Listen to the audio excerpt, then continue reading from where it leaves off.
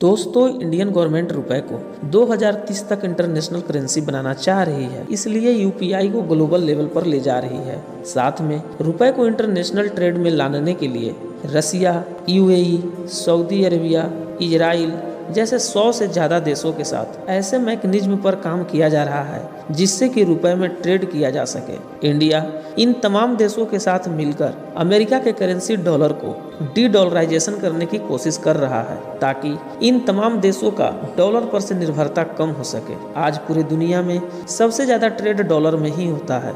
यही कारण है कि अमेरिका पूरी दुनिया को अपने मुट्ठी में रखने की कोशिश करता है। तो दोस्तों, भारत डॉलर के इसी दबदबे को चुनौती देने जा रहा है। भारत के अलावा दुनिया के ऐसे और भी कई देश हैं जो चाहते हैं कि हम डॉलर को साइड बाई करके अपने करेंसी में व्यापार करें। यही कारण है कि कई देश भारत के साथ जुड़ने लगे हैं। अब यह इतना आसान भी नहीं है कि हम अमेरिकी डॉलर से डायरेक्ट टक्कर ले।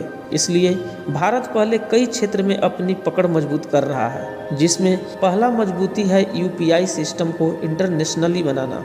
दोस्तों, आज भारत में सबसे ज़्यादा पैसा ट्रांसफ़र यूपीआई सिस्टम द्वारा किया जाता है और सबसे अच्छी बात यह है कि यह इतना आसान है कि दुनिया के कई देश यूपीआई सिस्टम के साथ जुड़कर काम कर रहे हैं। दोस्तों, भारत को यूपीआई सिस्टम में एक और सफलता हाथ लगी है, जिसमें भारत ने सिंगापुर के साथ मिलकर यूपीआई में एक ऐसा सिस्टम बना दिया है कि दोनों देशों के लोग बहुत ही आसानी से आपस में मनी को ट्रांसफ़र कर सकते हैं और वैसे ही जैसे अपने देश में करते हैं।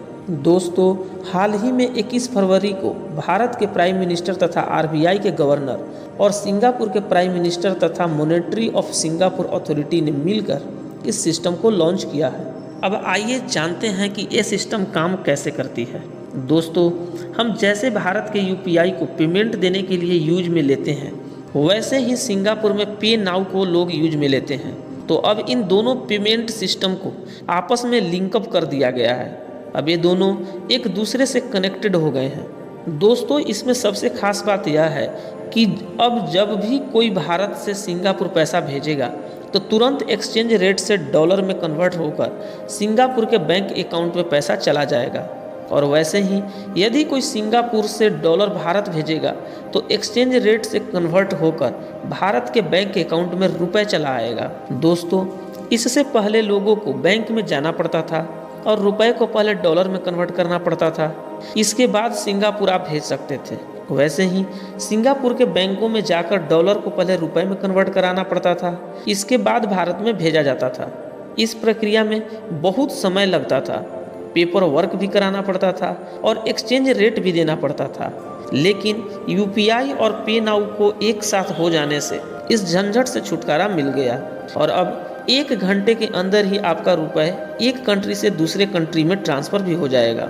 दोस्तों, अब आप कहेंगे कि यूपीआई तो दुनिया के कई देशों में पहले से ही चलता है, जिसमें यूरोप के भी कई देश शामिल हैं, तो इस बार ऐसा क्या हो गया? दोस्तों, यूपीआई पहले से जिन देशों में चल रहा है उन देशों में और सिंगापुर में कुछ अलग हुआ है।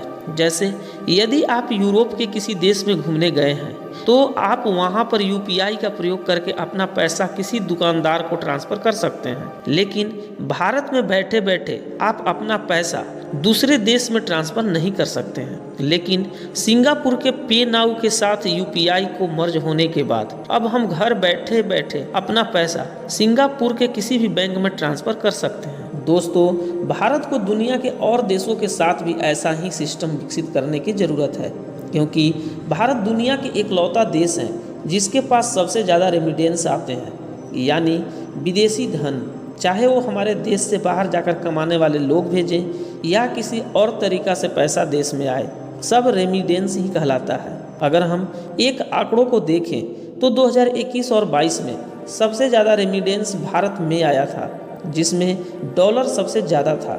इसके बाद कुवैती मुद्रा दिनार सबसे ज़्यादा था।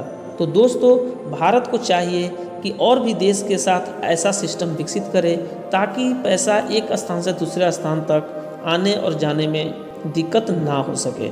इस सफलता के बाद दुनिया के और भी कई देश हमारे साथ जुड़ना पसंद कर रहे हैं और साथ में इस सफलता से ट्रेड में भी हमें सहूलियत मिलेगी, क्योंकि हम अपने अपने मुद्रा में ट्रेड करेंगे, जिससे डी डॉलराइजेशन होगा और डॉलर पर से निर्भरता धीरे धीरे कम हो जाएगी।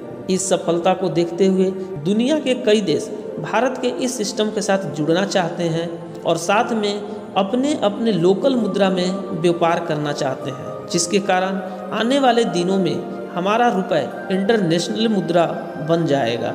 दोस्तों, भारत के रुपए में तो इतना पोटेंशियल जरूर है कि वह इंटरनेशनल करेंसी बन सकता है, लेकिन इसके लिए भारत सरकार और आरबीआई को लगातार प्रयास करते रहना होगा। अब आप भी अपना राय हमें कमेंट बॉक्स में दे सकते हैं कि आखिर रुपए इंटरनेशनल करेंसी कैसे बन सकता है।